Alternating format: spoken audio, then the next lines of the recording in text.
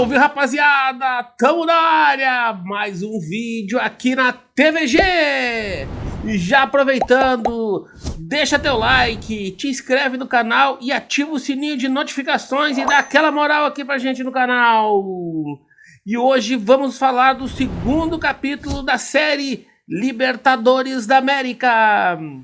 Pra quem não sabe ainda, o nosso foco de coleção de camisas são os clubes que já jogaram a competição continental. Já tínhamos feito um vídeo sobre a edição de 1960. Quer conferir? Vou deixar um card aqui. No final também você vai ter um link para ir até esse vídeo. Hoje vamos com o segundo episódio. Nesse vídeo nós vamos apresentar aquela que é considerada a primeira edição da Copa Libertadores da América, ou pelo menos o embrião que depois iria originar a competição continental a partir de 1960. Estou falando do Campeonato Sul-Americano de Clubes Campeões de 1948. Sabe quem foi os times que jogaram? Conhece as camisas dos times que participaram? Sabe quem foi o primeiro campeão? Então vem comigo e vamos descobrir agora! Antes de começar, eu queria trazer aqui o contexto do que era o mundo em 1948 quando foi jogada a competição. No ano de 1948, nós estamos, enquanto humanidade, lambendo as feridas do pós-Segunda Guerra Mundial e começamos a ver os primeiros episódios do mundo da Guerra Fria, né? Do mundo que se dividia, que estava bipolarizado entre soviéticos e americanos. Em 1948, por exemplo, os comunistas que estão organizando a revolução na China já estão às portas de Pequim. Também, um outro acontecimento triste vai ser a morte do pacifista, do ativista indiano Mahatma Gandhi. Na América do Sul, em fevereiro, o presidente Perón, na Argentina, junto com o governo chileno, tenta se reunir com o Reino Unido para discutir, colocar em pauta a questão das Malvinas. Também nesse ano é criado o Estado de Israel. E também vemos o Partido Comunista tomar o poder na Tchecoslováquia. No Chile, um episódio daqueles bizarros da política latino-americana. O presidente Gabriel Videla vai se eleger com o apoio da esquerda, do Partido Comunista, dos democratas, né? Ele próprio era um radical, mas devido à pressão das elites chilenas, né, e a sua relação, né, com os países, com as potências ocidentais, ele vai, né, fazer com que se cassem os comunistas, vai começar a perseguir os comunistas e vai promulgar a chamada Lei Maldita, onde ele bane a prática do comunismo do Chile.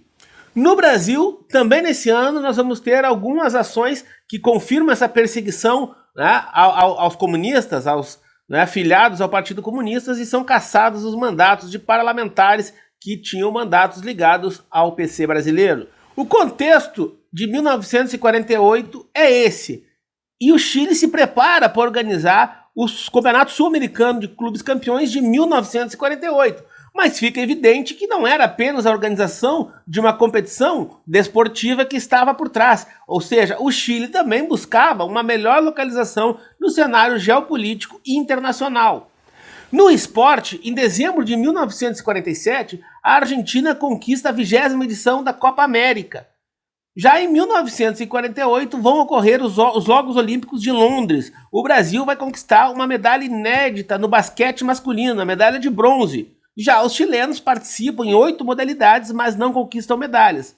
Enfim, vamos desembarcar em Santiago e conferir um pouco mais sobre esse sul-americano de clubes de 1948. O torneio foi idealizado pelo então presidente do Colo-Colo, Robson Álvares Martins, que, inspirado na Copa do Rio da Prata, pensou por que não organizar um campeonato sul-americano de clubes campeões. Então vai levar adiante a ideia da Taça América del Sur.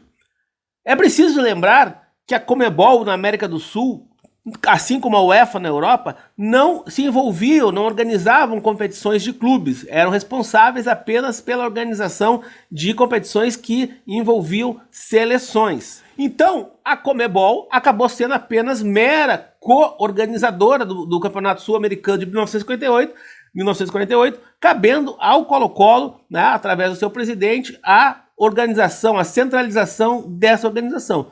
No entanto, na medida que o campeonato foi se aproximando do final, a Conmebol precisou fazer uso da sua autoridade, do seu papel, e interviu para que, junto à CBD brasileira, para que o Vasco permanecesse mais dias em Santiago e pudesse então fazer o jogo com o River Plate, que acabaria sendo, né, meio que a final da competição.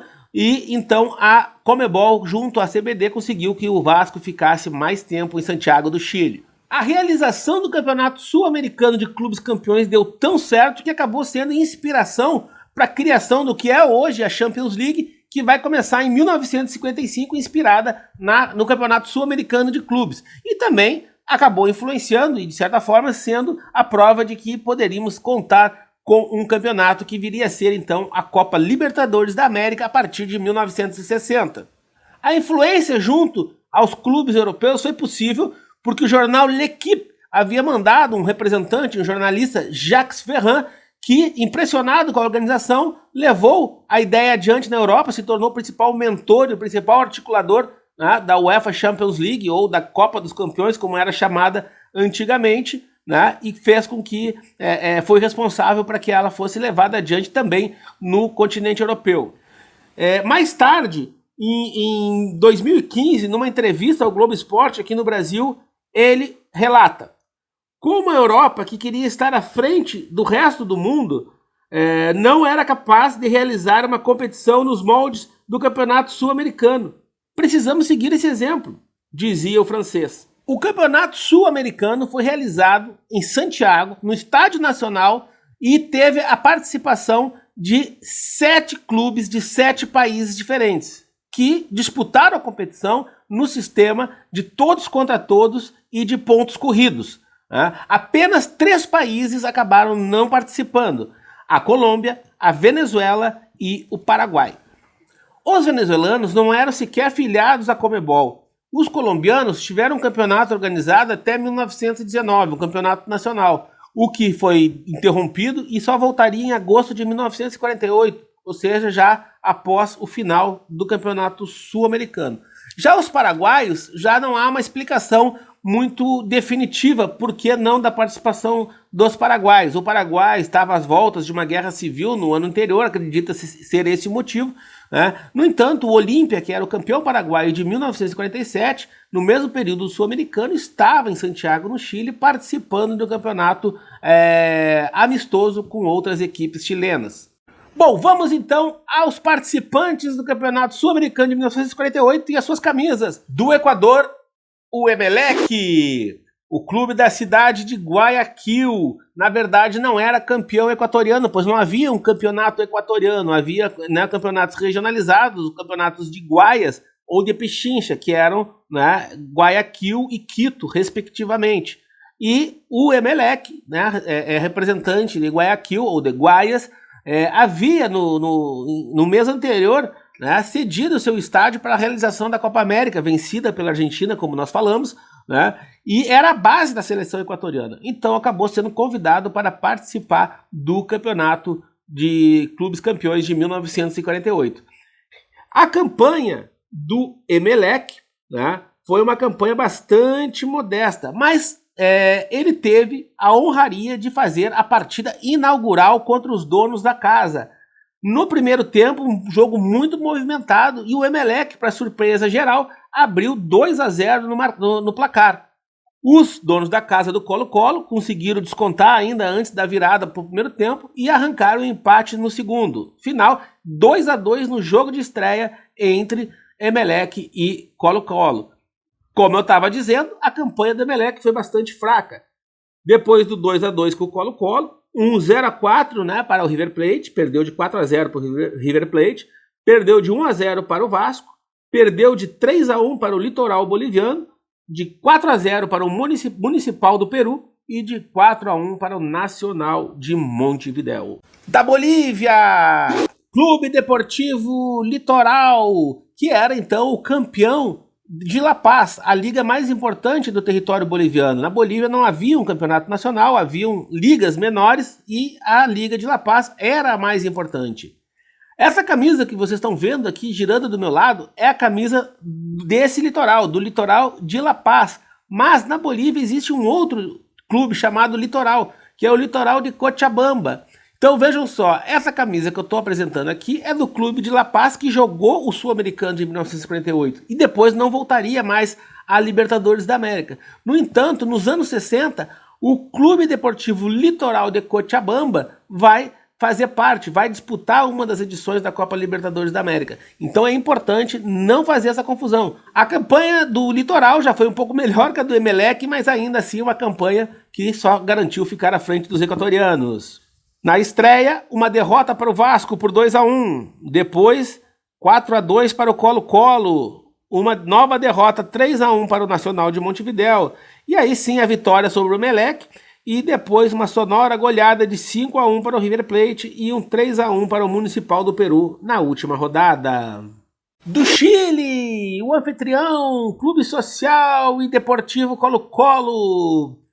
Mesmo jogando em casa, o Colo-Colo não fez valer o fator casa, né, e não conseguiu alavancar uma campanha muito boa. Fez uma campanha modesta, mesmo jogando no Estádio Nacional do Chile, onde foram realizadas todas as partidas. Vejamos aí qual foi a campanha do Colo-Colo. Na estreia, como já falamos, o empate em 2-2 com o Emelec. Depois vitória sobre os bolivianos do Litoral, 4-2. Na sequência, a derrota para os peruanos do Municipal por 3-1. Empate com o Vasco da Gama, 1-1. Vitória sobre o Nacional de Montevidéu por 3-2. E uma derrota para o River Plate por 1-0. Do Peru, Centro Clube Deportivo Municipal. Foi o único que não era o campeão no seu país que foi convidado a participar da competição. Na verdade, em função da desistência do Atlético Chalaco, que era então o atual campeão peruano. Mas o Atlético, em função de várias lesões dos seus jogadores, optou por não participar da competição, deixando a vaga assim então para o atual vice-campeão, que era o Municipal. O Municipal acabou fazendo uma boa campanha, ficando atrás só dos gigantes sul-americanos. Veja aí a campanha. Derrota de 3-2 para o Nacional, derrota de 2-0 para o River Plate, derrota de 4-0 para o Vasco da Gama, vitória sobre os donos da casa, 3-1, vitória sobre o Emelec, 4-0 e vitória de 3-1 sobre os bolivianos do Litoral. Do Uruguai, Clube Nacional de Futebol, que chegou com a banca de favorito, era o campeão uruguaio de 1947, traria, né, grandes jogadores, grandes atrações para esse campeonato. Vários jogadores que depois fariam parte da seleção campeã mundial em 1950 no Brasil, jogavam no Uruguai. Entre eles o craque Atílio Garcia, maior artilheiro do clube e do clássico uruguaio entre Nacional e Peñarol. Vamos lá, como é que foi a campanha do Nacional? 3-2 na estreia contra o Municipal, derrota para o Vasco por 4-1, vitória sobre o Litoral por 3-1, 3-0 em cima do poderoso River Plate, derrota de 3-2 para os donos da casa do Colo-Colo e um 4-1 contra o Emelec no último jogo. Da Argentina, o poderoso River Plate, La Máquina, como era conhecido, devido à grande sequência de títulos que vinha obtendo no seu país. Além disso, contava com o craque Di Stéfano, que foi eleito, inclusive pela FIFA, como o segundo maior jogador, o segundo melhor jogador do mundo durante o século XX. Claro, ficando apenas atrás do Rei Pelé. La Máquina, né? Além do jogador Di Stéfano, né? Haviam vários outros que faziam parte da seleção argentina que conquistou a Copa América um mês antes e também havia conquistado o tricampeonato de 45, 46 e 47 da Copa América. Fez uma campanha impecável, só não contava com, né, um brasileiro que iria ser o campeão. Então, 4-0 contra o Emelec, 2-0 contra o Municipal, derrota de 3-0 para o Nacional, 5-1 no Litoral da Bolívia, empate de 0-0 com o Vasco e uma vitória de 1-0 contra os donos da casa do Colo-Colo na última rodada. Do Brasil, o campeão, o Clube de Regatas Vasco da Gama. O Vasco da Gama ficou conhecido como o Expresso da Vitória. teve uma campanha impecável no Sul-Americano de 1948, sendo campeão de forma invicta. Assim como aconteceu com bolivianos e equatorianos, o Vasco também não era o campeão brasileiro porque não havia um campeonato brasileiro no nosso país. Os jogadores cedidos à seleção brasileira, em sua maioria, eram de clubes cariocas. O Rio de Janeiro era a capital do Brasil. Então, o Campeonato Carioca era reconhecido como tal, como o principal campeonato do território brasileiro. O Vasco, o expresso da vitória, tinha no ano de 1947, quando foi campeão, nada mais, nada menos do que 17 vitórias e apenas 13 empates. Fez 68 gols e levou apenas 21. Chegou a fazer 14-1 no Canto do Rio de Niterói. O Botafogo, que foi o vice-campeão de 1947, ficou 7 pontos atrás do Vasco da Gama. Vamos conferir aí quem foram os 18 jogadores que foram campeões do Chile.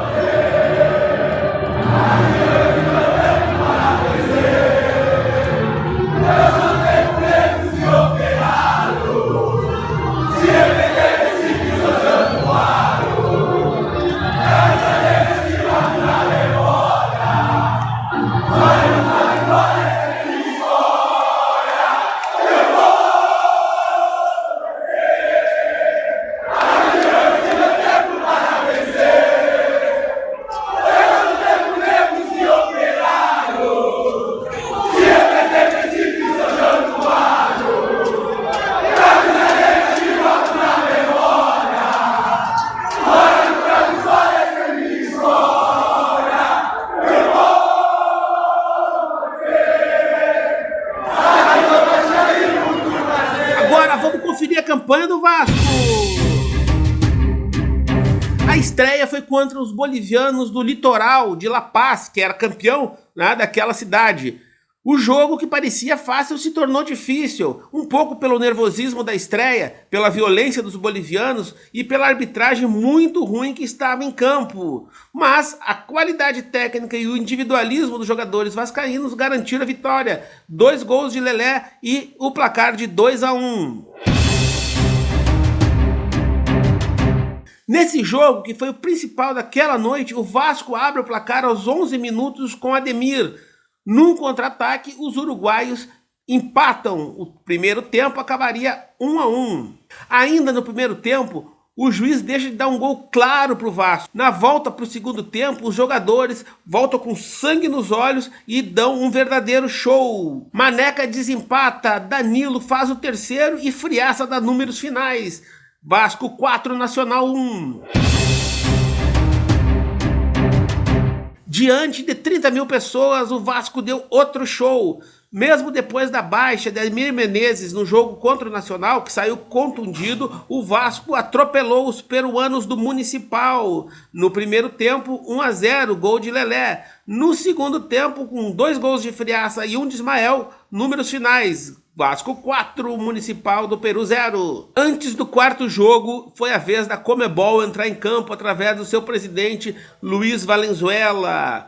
Com a campanha inesperada, vitoriosa do Vasco, era possível que os brasileiros saíssem campeões antes do final do campeonato. E isso, com certeza, provocaria um esvaziamento de público nas partidas finais. Então o jogo Vasco e River Plate acabou sendo adiado. Só que isso coincidia com uma data de convocação da seleção brasileira, e o Vasco tinha vários jogadores convocados que deveriam se apresentar no dia 12 de março. E o jogo contra o River havia sido adiado para o dia 14. Então a Comebol consegue interceder junto à CBD e o Vasco consegue ficar por mais alguns dias até o dia do jogo decisivo com o River Plate em Santiago. Os equatorianos, preocupados com as 2 goleadas que o Vasco já havia aplicado, prepararam uma grande retranca. Conseguiram evitar a goleada, mas não a derrota. Ismael, no primeiro minuto do segundo tempo, faz o gol da vitória, 1-0 no Emelec. Contra os anfitriões, uma vitória bastava, mas a violência dos chilenos, a conivência do árbitro e o antijogo fizeram com que o jogo terminasse 1-1. Friaça de cabeça aos 22 do segundo tempo abriu o placar. Os chilenos empatam aos 35. Agora faltava só mais um ponto para o Vasco conquistar a América.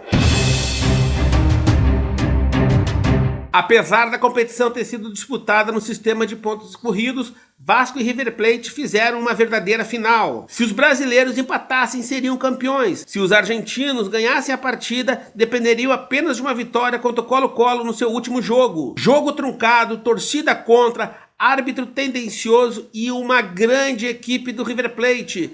Mas o Vasco se impôs de maneira técnica, conseguiu abrir o placar com gol de Chico depois de passe de Friaça, mas o juiz, pressionado pelos jogadores argentinos, acabou anulando. O jogador argentino, como relata o vascaíno Chico, arrancou o apito do pescoço do juiz, mas não teve jeito. Final de jogo, Vasco 0, River Plate 0, Vasco, primeiro campeão sul-americano da história.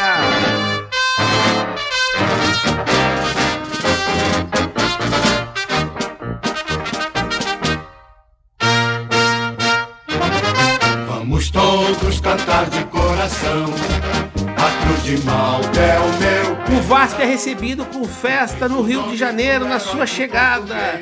O título sul-americano de campeões de 1948 marcaria toda uma geração. Em um jantar comemorativo, em 1997, alguns jogadores dão seus depoimentos do que foi e o que significou essa conquista de 1948. Bom, a história que eu guardo com muita alegria é que nós nos tornamos campeões dos campeões de Santiago do Chile. E nesse último jogo eu tive a felicidade de fazer um gol legítimo.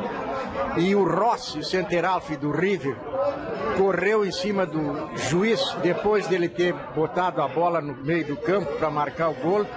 E ele arrancou o apito do pescoço dele e ele então desmarcou o gol. Então nós acabamos empate 0-0, mas como nós tínhamos saldo de gol, nós conseguimos a vitória. Saímos campeões dos campeões em Santiago do Chile no último jogo. O goleiro Barbosa, em um programa de TV, fala da importância e do significado da conquista do Campeonato Sul-Americano de Campeões de 1948. E um título que eu muito me orgulho de ter, é de ter sido participado de um torneio que se tornou o primeiro torneio sul-americano de clubes e que nós ganhamos o campeonato invicto também, no Chile. No Chile. É. Isso foi quando? 48? Isso em 48. Aliás, quero prestar aqui a minha singela homenagem ao goleiro Barbosa, o Anjo Negro Barbosa. Em 2021, comemoramos o centenário do seu nascimento. Barbosa foi o grande destaque do Vasco da Gama no Campeonato Sul-Americano de Campeões de 1948. E por isso que eu estou trazendo aqui essa réplica da camisa utilizada por Barbosa. Barbosa era o único goleiro que conseguia chutar a pesada bola da época e fazê-la atravessar a linha do meio de campo. Depois do torneio de 1948, os chilenos diziam que os goleiros que tinham o chute mais forte chutavam a bola à la Barbosa. De grande herói vascaíno em 1948, Barbosa passa de forma injusta e preconceituosa a grande vilão da Copa do Mundo de 1950, quando a seleção brasileira perde por 2-1 para o Uruguai em pleno Maracanã. O racismo sempre esteve presente no futebol, mas se expressou de forma cruel e nefasta sobre o goleiro Barbosa, que seria responsabilizado pelo fracasso da Copa do Mundo de 1950. A absurda ideia de que os negros seriam tecnicamente inferiores e não poderiam jogar como goleiros fez com que um negro voltasse a ser goleiro da seleção brasileira somente em 2001, quando o goleiro Dida assumiu a titularidade. Barbosa precisa ser lembrado, e essa é uma missão que sua filha Tereza tem levado a cabo. Aliás, Tereza adotou Barbosa como pai e Barbosa adotou Tereza como filha, mas essa história vai ficar para outro vídeo. Tereza, em sua casa no litoral de São Paulo, guarda itens, troféus, medalhas, faixas e homenagens que são feitas ao goleiro Barbosa. E Tereza deixou um depoimento para o nosso canal. Confere aí. Olá, tudo bem? Meu nome é Tereza, sou filha do goleiro Moacir Barbosa, né, nosso goleiro magistral. E gostaria de falar, assim, Barbosa começou jogando bola em São Paulo, foi pro Rio, pro Vasco, né? e onde ele teve tantas alegrias. E tudo que ele disputou, ele falava, ele ganhou, né? Ganhou tudo.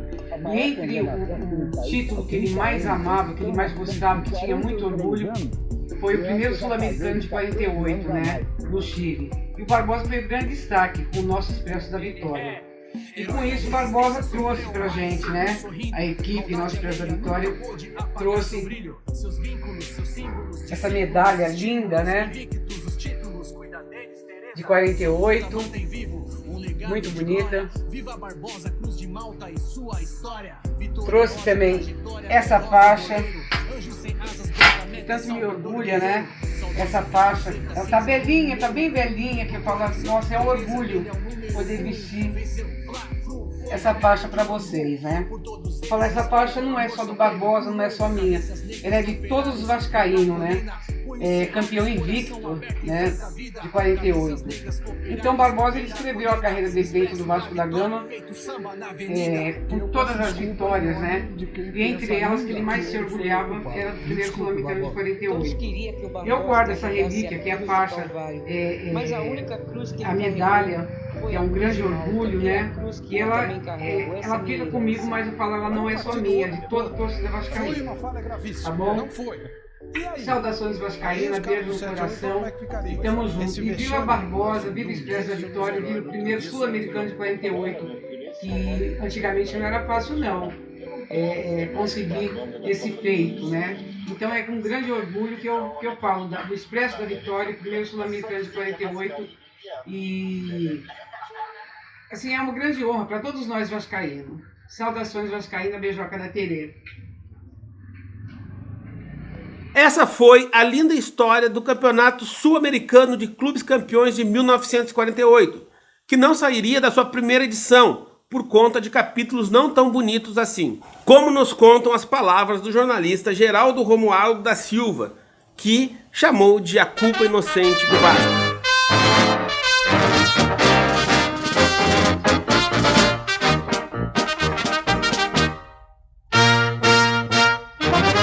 Vamos todos cantar de coração, a cruz de Malta é o meu pendão.